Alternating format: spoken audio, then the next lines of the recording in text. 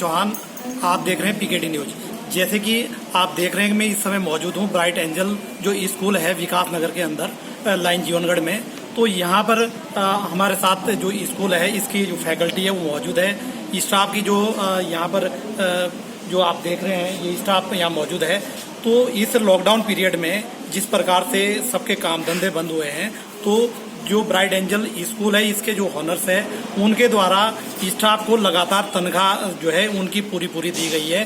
तो एक तरफ यहाँ सरकार कहती है कि किसी की जो सैलरी है वो नहीं रोकी जाएगी, और एक तरफ जो है अभिभावक है उनको कहते हैं कि उनकी जो फीस है वो माफ कर दी जाएगी। लेकिन क्या अगर स्कूल का जो स्टाफ है जो फैकल्टी है उसको रखने के लिए लगातार उनके घरों को चलाने के लिए जिन्होंने पूरी लगातार इनकी सैलरी पे की है, तो वहाँ पर क्या सरकार अब स्कूलों को बता रही है कि अपनी फीस माफ करें, तो किस तरीके से स्कूल कर पाएंगे? तो इस बारे में हम जानते हैं स्टाफ से कि किस तरीके से उनके जो यहाँ ऑनर्स है जहाँ वो काम करते हैं किस तरीके से उनकी इस लॉकडाउन पीरियड में उन्होंने सहायता की है। जी मैम नमस्कार। आप बताएं आपका नाम? नेहा जी, ये बताएं कि अभी जैसे लॉकडाउन पीरियड में पीछे लगातार स्कूल बंद है, तो उसमें आपके जो परिवार है उसको चलाने के लिए स्कूल की तरफ से क्या आपको? स्कूल की तरफ से सर हमें पूरी हर तरह से मदद दी जा रही है। हमें राशन वगैरह और salary time to time school पे कर रहा है, और बाकी राशन के लिए कोई ऐसी प्रॉब्लम नहीं थी। स्टाफ रूम में पूरा राशन अवेलेबल है, जिसको जो चाहिए मैम विदाउट परमिशन हम उधर से ले सकते हैं। तो राशन के लिए और सैलरी के लिए हमें स्कूल से पूरा सपोर्ट मिल रहा है, कोई प्रॉब्लम नहीं। कोई आपकी सैलरी तो नहीं काटी गई? No problem. जी आपका नाम? मैम मैं हीना हूँ और मुझे इस स्कूल में आए हुए अभी 8 मंथ्स हुए हैं, और मैंने ये देखा है कि यहाँ का पूरा स्टाफ, सारे डायरेक्टर सर, डायरेक्टर मैम, सब लोग बहुत ज़्यादा कोऑपरेटिव हैं पूरे स्कूल के सारे बच्चों के लिए, पेरेंट्स के लिए और हम स्टाफ के लिए। और कोरोना काल में जो लोग भी सफ़र किया, परेशानी महसूस करी, उन्हें इन लोगों ने पूरी तरह से हेल्प की है सर। पूरी सैलरीज हम लोगों को प्रॉपर टाइम पे मिली है, और स्टाफ रूम में 6 मंथ से प्रॉपर राशन है। वहाँ से पूरे स्कूल से रिलेटेड जो भी कोई बंदा है जिसको भी ज़रूरत है वो वहाँ से ले सकता है। वैसे भी ये टाइम टू टाइम कॉल करके हम लोगों को पूछते रहते हैं कि किसी को कोई भी प्रॉब्लम हो तो हम उसको हेल्प करेंगे। Very cooperative sir. जी मैम आप बताएं आपका नाम? मेरा नाम आकांक्षा है, और मुझे स्कूल में आए हुए अभी सिर्फ 8 मंथ्स ही हो गए हैं। बट इवन देन जो यहाँ के जितने फैकल्टी मेंबर्स हैं सब ने एज अ फैमिली ट्रीट किया, not just like a staff. So yeah we appreciate that. ठीक है, थैंक यू।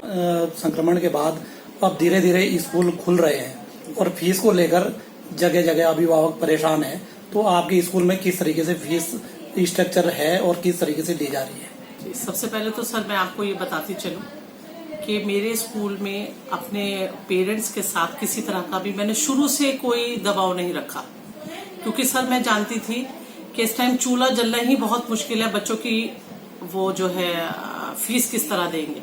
लेकिन मैंने अपने पेरेंट्स से पूरा यानी कि संबंध बना के रखे अप्रैल से, और मैं जब भी कोई नोटिस भेजती थी तो उसमें यही रिक्वेस्ट करती थी कि आपकी जिस तरह की भी सुविधा है आप दीजिए फीस, और अगर नहीं भी सुविधा है तो आप मेरे से आके ऑफिस में मिलिए। उसके लिए सर मैं आपको इस टाइम क्या दिखा सकती हूँ, मेरे पास वो बच्चा भी आया जिसके पेरेंट्स जो है डिप्रेशन में गए, तो मैंने उन्हें 100% भी दिया, 50% भी दिया, 40% भी दिया, 30% भी दिया, 20% भी दिया, और 5 और 10% भी दिया।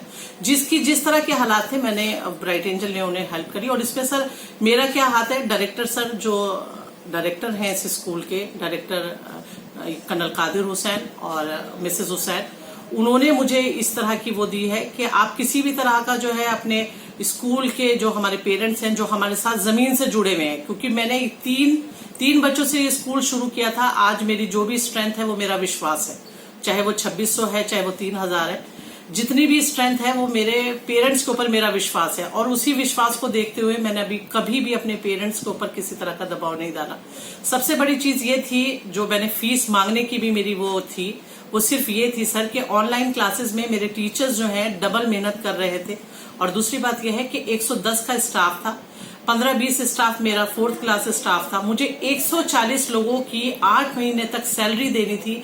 वो किस तरह दी है वो मैं जानती हूँ या मेरा स्कूल का स्टाफ वो जानता है, मैनेजमेंट जानता है। सर मैंने क्या कुछ नहीं किया, उसके अंदर मैंने उनकी सबसे पहले घरेलू परेशानियों को देखा, जिसके अंदर कुछ टीचर्स मेरे ऐसे थे जिनके हस्बैंड्स की अगले ही महीने जो है वो नौकरी चली गई, क्योंकि वो प्राइवेट नौकरियों में थे।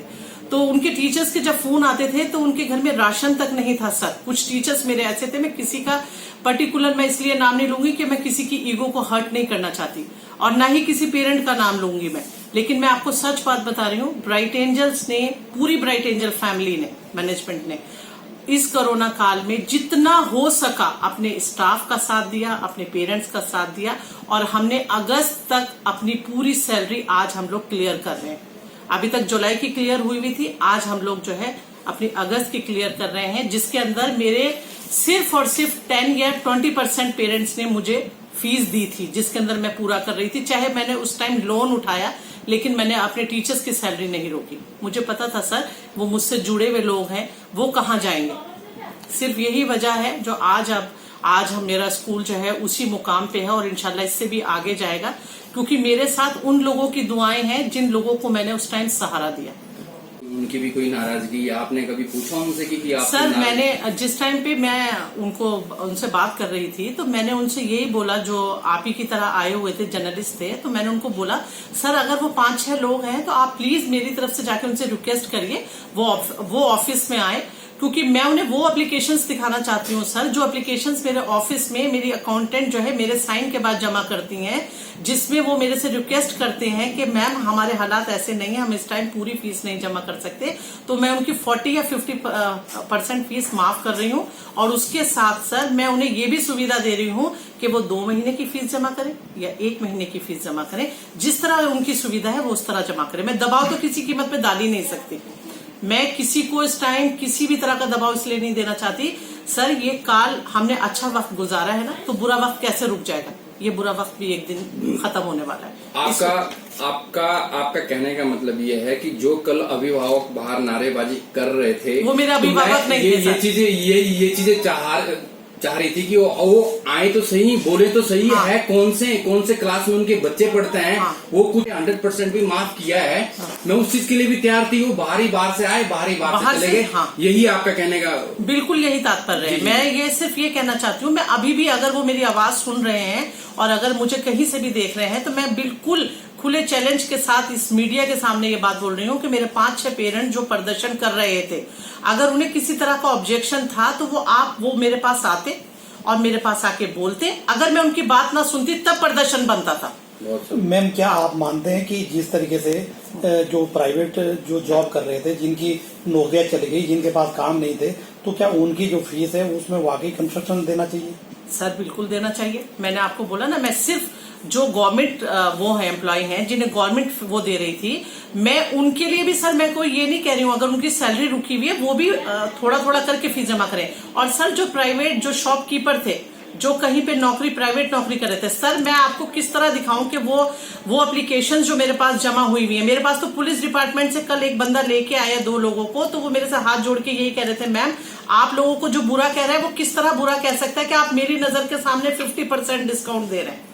बताइए कितनी बड़ी बात है सर। लेकिन मैं आपको सच बता रही हूँ, आज इस माध्यम से मैं सिर्फ इतना कहना चाहती हूँ, हर बंदे को जो मुझे सुन रहा है, प्लीज अच्छा काम करने वाले को मत रोकिए, इस तरह उसकी लेग पुलिंग मत करिए, क्योंकि जब इंसान दुनिया में अच्छा काम कर रहा होता है तो इसका मतलब भगवान उससे अच्छा काम करवाना चाहता है। उसकी लेग पुलिंग मत करिए, उसको इस तरह मत वो करिए, उसका दिल टूटता है। क्योंकि मेरा एक्सपीरियंस और तरीके का है, आने वाले बच्चों का जो इस स्कूल को संभालने वाले हैं, उन लोगों का दिल पता नहीं किस तरह का होगा, वो कल को इसको फेस कर पाएंगे या नहीं कर पाएंगे। आज जो ब्राइट एंजल संभाल रहे हैं डायरेक्टर सर, उनकी सबसे बड़ी चीज ये है कि वो लोगों को बहुत माफ करके चलते हैं। वो हमेशा ये सोचते हैं कि जो भी चीज है कोई बात नहीं, ये वक्त है, गुजर जाएगा। लेकिन सर ऐसे मत करिए, क्योंकि कोरोना काल में हमने राशन की सुविधाएं दी, हमने कपड़े की सुविधाएं दी, हमने रहने की दी, हमने अपने वर्कर्स को सिलेंडर की सुविधाएं दी। सोचिए घर में चूल्हा जलाने के लिए सिलेंडर नहीं मौजूद था, तो मैंने सिलेंडर तक अरेंज करवाए। तो सर आप खुद सोचिए कि हम कितनी हेल्प करना चाहते थे। और मुझे कोई अवार्ड नहीं चाहिए, ब्राइट एंजल को कोई अवार्ड नहीं चाहिए, मुझे सिर्फ और सिर्फ आपका सहारा चाहिए। इस वजह से सहारा चाहिए क्योंकि मैं इसे बहुत मुकाम पे लेके जाना चाहती हूँ। मैं ये चाहती हूँ इस स्कूल से इतने लोगों को फायदा हो, इतने लोगों को फायदा हो कि यहीं से मेरा एक दिन प्राइम मिनिस्टर और प्रेसिडेंट बने, इस सोच के साथ। ठीक है सर, ठीक है। Thank you so much. आप ये बताएं कब से आप यहाँ पर सर्विस कर रहे हैं? सर मैं 2003 लास्ट से हूँ। 18 साल हो गए आपको। आपके कितने बच्चे पढ़ रहे हैं यहाँ पर? मेरे यहाँ पे 2 बच्चे पढ़ते हैं और एक मेरी भांजी पढ़ती है। अच्छा, तो क्या आप फीस देते हो या नहीं सर। आपकी फीस माफ है? जी सर। आपको कोरोना काल में कोई दिक्कत परेशानी हुई नहीं सर, कोई किसी राशन की या किसी वजह किसी से? चीज की प्रॉब्लम नहीं। ठीक, थैंक यू। मनोज जी, आप ये बताएं कि आपके साथ कोई कोरोना काल में क्यों मजबूरी नहीं आई, क्या कारण हुआ? हम तो इतने बड़े जुड़े हुए हैं, हमारे लिए कोई दिक्कत नहीं। मैडम सारा जो सब हमारे कर रहे हैं। तो राशन इन्होंने खुद भरवाया मैम ने? सब मैडम ने भरवाया, राशन सिलेंडर वगैरह, गैस वगैरह सब गैस के सिलेंडर भरवाए। गैस वगैरह सब कुछ घर पर गया।